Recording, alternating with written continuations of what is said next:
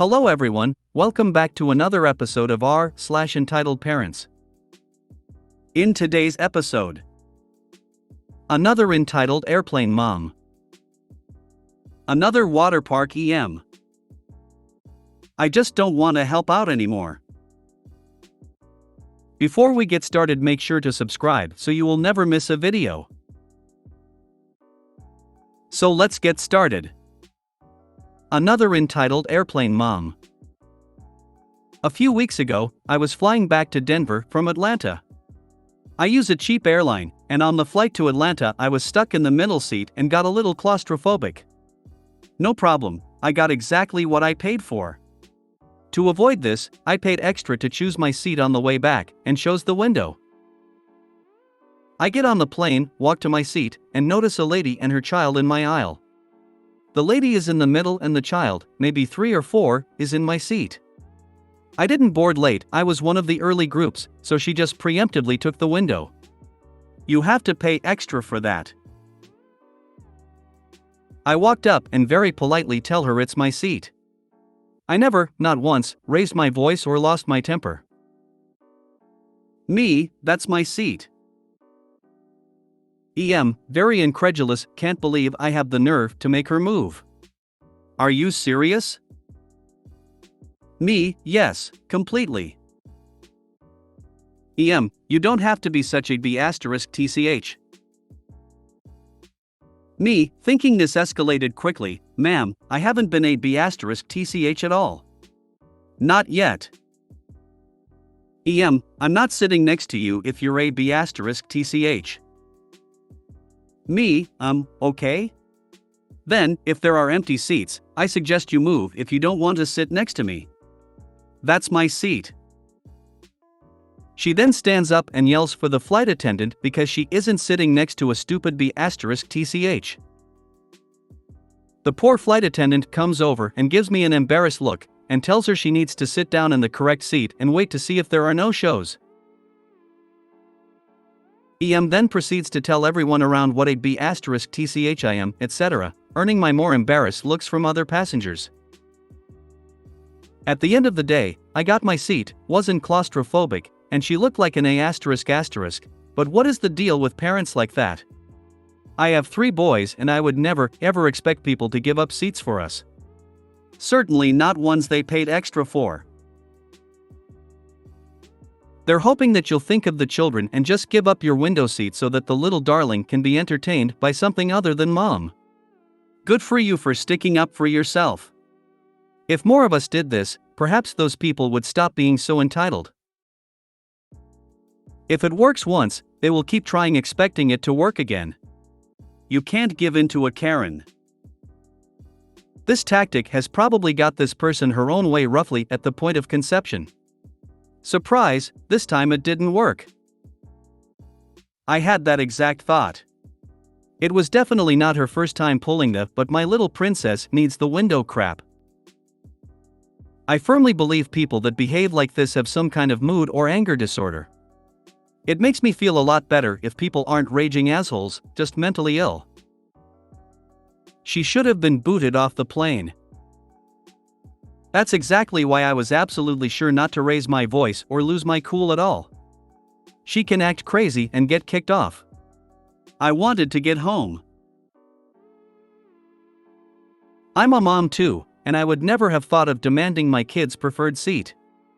The only time I asked someone if it's okay to switch seats was when my son, then 6, was seated across the aisle from me. I offered my aisle seat to the guy squished in the middle seat.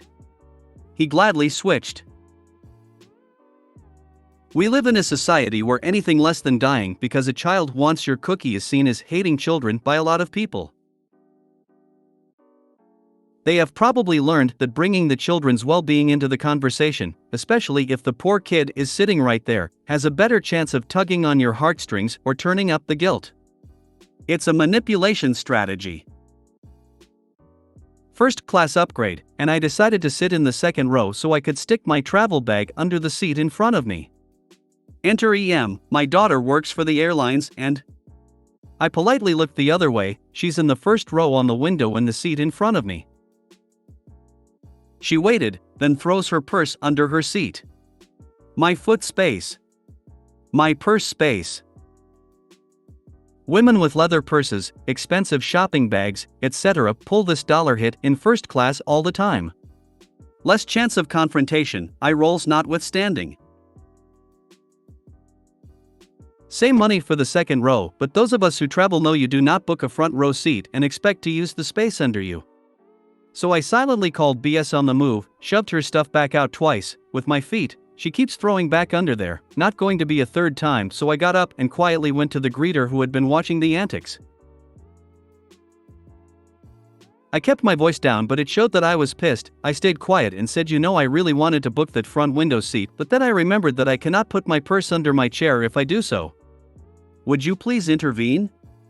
He did. Told her very politely what she already knew. She was miffed.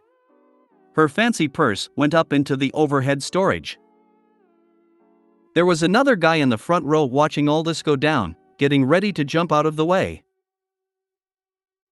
Kudos to the flight crew though, for holding the line. They knew I wasn't having it. I'd have been like, lady, I paid for this seat and plan to sit in it, period. It's not my problem you couldn't book a seat with your kid on time, but it's not my obligation or responsibility to fix it for you by giving up the seat I paid for just so you can be with your kid. Especially if the seat you are trading me for is in the part of the plane I don't want to be in, or else I would have paid for that seat instead. Go back to your proper seat and then you can be with your kid again whenever the plane lands. He's not going anywhere. Nobody's going to kidnap him on a plane filled with people just because he's out of your sight during the who knows how many hours long flight, etc. Another water park EM. This is the last EM story Eve ever had in my life. Entitled parents are kinda rare here. This one happened around 2018-ish. This lady is the type of mother who just leaves their kids to someone else to babysit. I will never understand that style of parenting. I know it's hard to parent someone, but why? Why would you leave your kids behind for a random stranger? She did that. I was just swimming around in a pool with my little brother. Then her 5 spawns came into the pool and started splashing around. Honestly, I didn't have an issue with that. They were nowhere near me. Then one of them came over and splashed me, and I told him that it's not nice to splash strangers. Then I looked for his mom, and she was nowhere to be seen. Come on. Why would you leave your 5 kids in a pool? What if one of them drowns? The spawn went on with his way, and then he came back and started splashing again. I told him to stop, and he didn't. Then the lifeguard blew the whistle and he swam off. My brother was busy with his boat toys or something. Then the stupid mother came back and she started lecturing the lifeguard about how it's not his place to parent her kids and he's not the parent. Then the lifeguard said something and went back to his chair. Then the stupid mom came to me and tried to involve me in this whole dispute. She told me that one of her spawns told her that I yelled at him for splashing. She started saying how it's not my place to parent, how I need to stop being so anti-fun and that I was intruding on her parenting, and I told her that maybe, if she wants to not be intruded on, maybe she should parent her kids. She got mad and told me I was a asshole, and I told her that she shouldn't teach her kids swear words. She took her kids and left to probably another part of the water park. That was the end of it. I know when people on this sub think that, they're usually wrong. But I was right in this case. Stupid mom never came back, to me at least. I still go back to that water park every few weeks with my brother, and Eve's seen zero stupid or entitled parents since then. Except for that one-line Karen that I posted about before. Nope.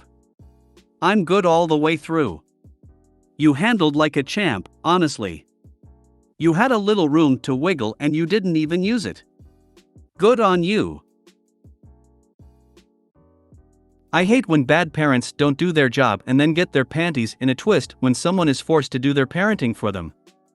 People shouldn't have kids if they aren't going to do the parenting and train their kids grow to be good humans. And be safe. They also use "it takes a village" unironically whenever they need something, but not when it comes to correcting their squalling goblins. I was fully prepared for the adult, who was with two little boys chasing and scaring geese at a local park, to come after me for yelling at them to stop. But he didn't, alas. Itching for a fight that day. Another option would have been to launch a good couple of handfuls of water at the parent yourself. Then when she hollered about it, insist that she not attempt to parent you. Should have splashed her, and when she gets mad say, "Stop being anti-fun." When she came over to lecture you, you should have splashed her. Then tell her she better not tell you not to do it because she's not your mom, and she shouldn't be so anti-fun. Just don't let her get a word out, just keep splashing her. Depending on the age of her spawn, her behavior would have gotten a lot of them kicked out where I live. All of the pools and water parks have firm one adult, over 16, to 2 children under the age of 8, and the children must be within arm's reach. I have even seen lifeguards ask families to leave who aren't controlling their kids. I just don't want to help out anymore. So at the moment, I, 23F, still live in my parents' house with an older sibling, almost 30, a few younger siblings, all under 10, and an older relative, mid-50s. Before their passing, both grandparents, 80s, also lived with us. Suffice it to say, the house is always crowded, and there's lots to be done. Everything changed when my younger siblings were born, and I went from being largely ignored to only being called upon when something was needed of me. I've given my parents large chunks of my paychecks or helped buy things for the house since I was 17. I've spent up to 15 hours babysitting on my days off, as they would tell, not ask, me to help out and then not give any sort of return time. Even as an adult, I don't go out unless it's to work or go jogging, but I genuinely hate spending pretty much all of the daylight hours prying children off of furniture, dealing with mealtime pickiness, dodging airborne toys and cleaning up unexplained messes, all for free and only rarely being repaid with a thank you. When my grandparents were still around, before they were eventually taken into hospice or however it's called, I was a caretaker for them as well. Usually, a parent helped me, but helping them to get dressed and cleaned, serving meals for them, dealing with their new habit of verbal abuse, one of them was experiencing some psychiatric thing that was never properly explained to me, cleaning human waste off of them, the beds, and their clothes, and ultimately, just watching two people that I've loved since childhood wither away and die, was really difficult. It's been less than 2 years since the last of them passed, and I still can't really talk about them. One of them used to call me at all hours of the night, sobbing and howling from pain or confusion, and I've had to change my ringtone since their passing, as the old one still brings me anxiety and sadness. Today, I'm just absolutely spent. Because my family refuses to believe that there's anything wrong with any of us, I quietly deal with everything through herbal supplements, energy drinks, and red wine. I still don't know what I'm doing with my life, evident by the fact that I'm still here, stocking shelves in exchange for pennies, and I can't afford to go to college. In the meantime, I still babysit, occasionally help with an older relative who, due to a life of poor dietary choices, can barely move around on their own, and give money for house expenses. The rest of it is up in the air, though, especially since my parents and older sibling will often try to guilt me into doing more. They don't ask anymore. It's, "Hey, my back hurts so bad, and I have so much to do, and you've been in your room a lot, can you make me some food? Or can you clean the kitchen? Your older sibling made a huge mess and doesn't have time to clean it." Or even, "You live here too, you need to help out around here." If they just asked normally, then maybe I would still want to help out, but my mental health is at an all-time low, and I'm honestly just very tired of supporting everyone else. I don't want to help. I don't want to be useful or a team player. I don't want to spend my entire day off tending to someone else's needs when I've barely taken care of my own. I've gained weight, I'm constantly thinking about ending it, and I rely heavily on caffeine for fatigue and wine for depression and anxiety, though I'm careful to keep it in my room and never become drunk, as my family could need my help or want to talk at a moment's notice. I still do the necessities in terms of caring for my younger siblings and helping with expenses, but nothing else matters to me anymore. If you want the kitchen deep cleaned, trash taken out, a very specific brand of berry preserves from the store, or for me to make pancakes from scratch, you're on your own. They think that I'm selfish for this, and one parent will often pout or give me the silent treatment if they're made to do anything for themselves.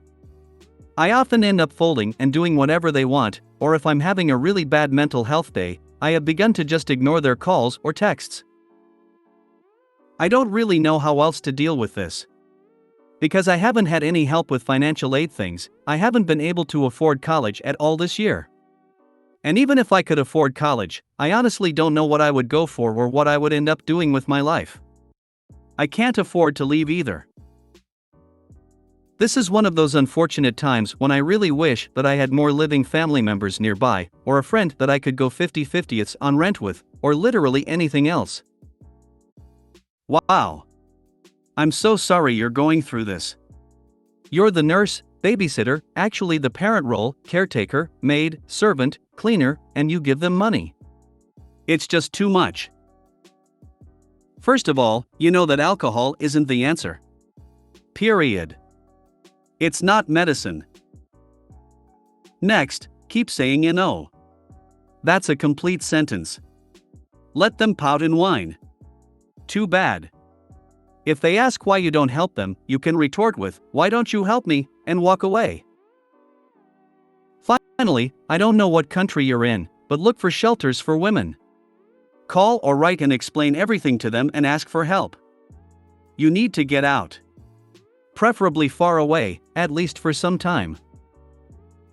Also, you don't have to stick with a certain job you've trained for. See what you can get for now in order to save money and get out. Make sure you have your birth certificate, social security card, and any other documents. And only you have access to your bank account and money. Don't keep any large amounts at home. I wish you luck. Stay some time at the library. Get some space. Look into career personality tests to see more or less what you would be a good fit for. If you like working with your hands, solving problems, math, or the arts. If you don't really care what you get into, just want a decent job with a good pay and work-life balance, then consider going to school for business. Business majors have a wide range of choices and you can pretty much count on it being in any sector: art, medicine, retail, government. The jobs are secure and where you grow from there is pretty flexible. Build out a plan, a gap analysis, Google it, and make a realistic timeline on how you would get there. Consider going to community college for a bit, even online, to offset the costs of a 4-year if you decide to go for a bachelor's. I really feel for you, OP. You deserve better. You should probably talk to a women's shelter. What you're describing is behavior I'd associate with people trafficking and modern slavery, not family life. Time to move. Join the service. I did to leave my abusive parents. I did the Air Force. After basic training, it's an 8-hour-a-day job. Best decision ever. Believe me. It'll set you free. I was going to suggest the exact same thing, but thought that I would get heavily downvoted. Glad it worked out for you. She sounds like a great candidate. Have you thought about working on a cruise ship maybe? Free room and food. You will work long hours, but if you live frugally on the ship you could save your paychecks up, get yourself some space and see different places while figuring out your next move in life. Could you try to spend more time out of the house? Go for walks, go to the library? You need time to yourself, and exercise instead of wine will give you more energy and make you sleep better, so you'll be better able to think about what to do to change your life. You are being used, and it's not okay. Tell me this, Opie, if the person of your dreams suddenly walked into your life, would you subject them to this nightmare? I doubt it, Opie. So, love yourself as much as you would this fictional person. Keep some money back from your wages, save enough to get the hell out of there. If you don't do something now, 10 years will have passed, your younger siblings will have vanished to live their own lives, and now it's your parents that need you to care for them. You were not born to be someone else's slave. That's what you are at the moment, OP. If you made it to the end of the video, thanks for watching. Don't forget to like, subscribe and share, and we will see you in the next video.